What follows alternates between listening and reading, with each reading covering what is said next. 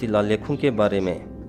मगध साम्राज्य के प्रतापी मौर्य वंशी शासक अशोक महान ने अपनी लोक कल्याणकारी राज्य की अवधारणा को प्रजा में प्रसारित करने के लिए 14 स्थलों पर शिलालेख, लघु शिलालेख एवं अन्य शिलालेख उत्कीर्ण करवाए थे।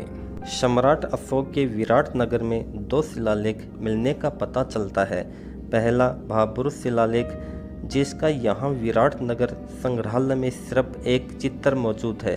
यह पाली भाषा में लिखा गया था।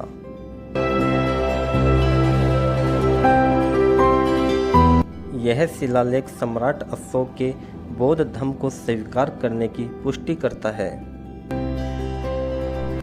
इस शिलालेख की खोज कैप्टन बरट ने सन 1837 में विराट नगर से कुछ दूर भाबरू गांव से की थी।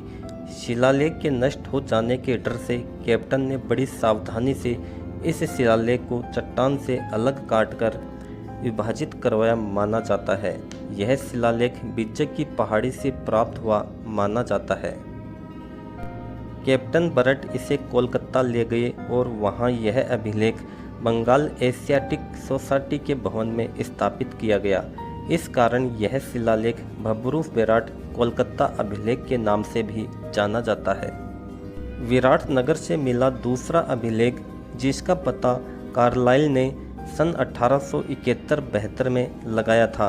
यह शिलालेख बेराट से 1 मील दूर उत्तर पूर्वी भाग से प्राप्त हुआ था।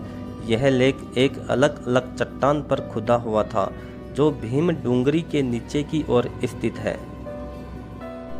चट्टान पर खुदा हुआ खंड 17 फीट ऊंचा और पूर्व से पश्चिम 24 फीट लंबा है। उत्तर से दक्षिण यह 15 फीट है। इस लेख का संपादन डॉक्टर बहुलर और सेनारट ने किया था।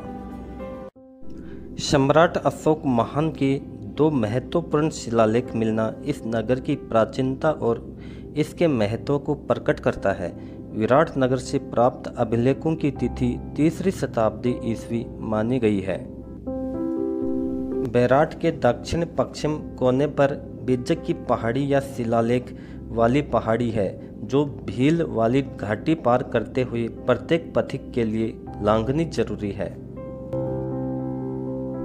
कभी यह घाटी अंतर्राष्ट्रीय पथ पर पड़ती होगी, तभी सम्राट अशोक महान ने यहाँ अपना प्रसिद्ध लघु लेख खुदवाया था।